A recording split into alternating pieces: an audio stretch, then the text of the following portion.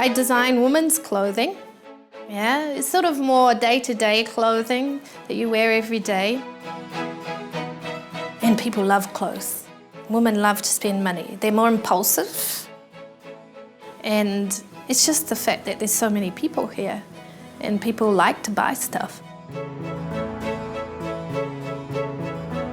I didn't grow up in Belo Horizonte and I don't know the network as much as I do in New Zealand. But in some ways it's helped because I have less fear, because sometimes when you feel like you might be judged, you're a bit more hesitant.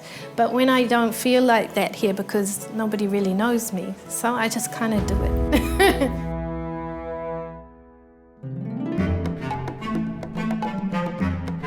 I grew up in West Auckland, in Gleneden, so I'm a true Westie. I think it's good to grow up in New Zealand. We went camping a lot. There was a lot of beach involved. It was very free, very active. I started doing a Bachelor of Arts in general, and I was planning to keep going, to be an archaeologist. But then I changed my mind as I did, because I had my creative side as well.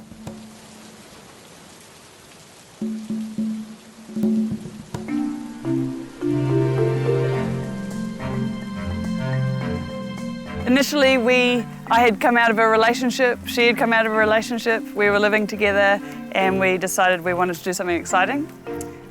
So we opened a little shop to make money and sold some clothes together, and then saved enough and decided, okay, let's go to South America. She wanted to learn Spanish, and so that's what we did. After about 8 months of doing that, we bought our tickets and off we went. We went through backpacking through Central and South America.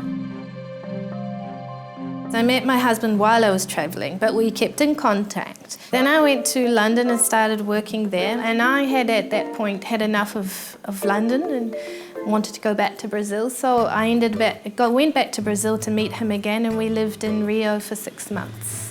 So I was at, Ipanema one day or Copacabana the other day, I don't know, I just decided. It was nice.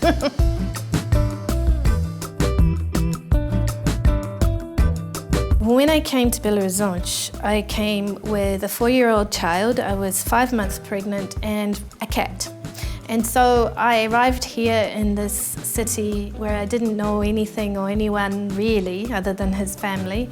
And it was hard in the beginning. Even having a baby in another country, it's very different in Brazil. I ended up having a really good birth, and Valentina is a true Brazilian. And I found it really difficult at first because Auckland's very open.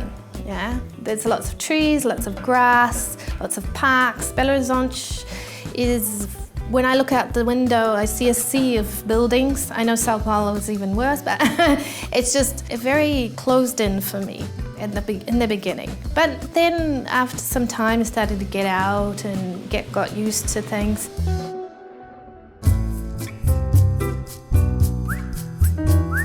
In Belo Horizonte, I think you have to like eating. There's a lot of eating involved.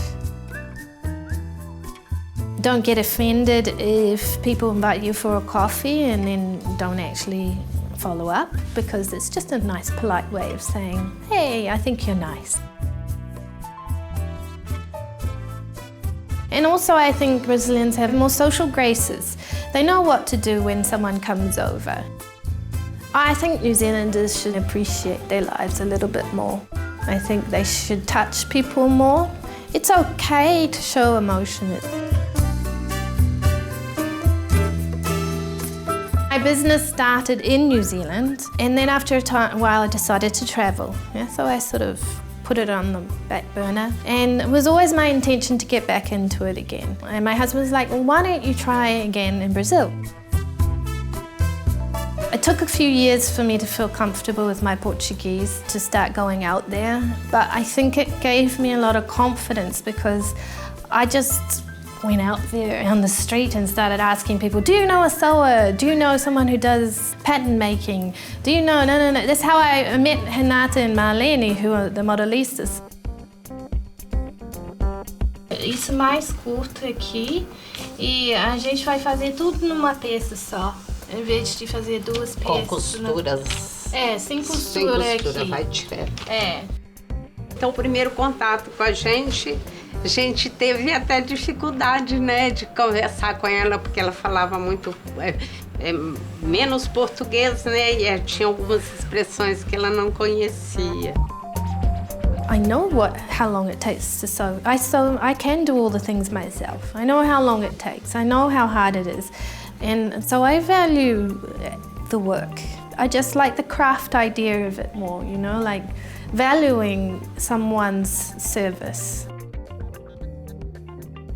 I sell on the internet through Instagram. I have a site and I sort of have started to get little fans, you know, people who come back and buy more and things like that.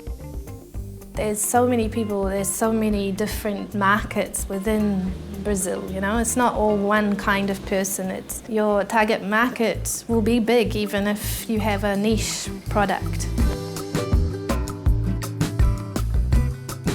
If you just live in a bubble in one place, you think the whole world should work that way. When you live in different countries, you start to realize what your own culture is and why it's different. I mean, New Zealand has a culture. I think for a long time New Zealanders thought we were cultureless, that we didn't have this, because their idea of culture was Europe or something. And then you realize when you leave New Zealand what our culture is like, and that we do have an identity.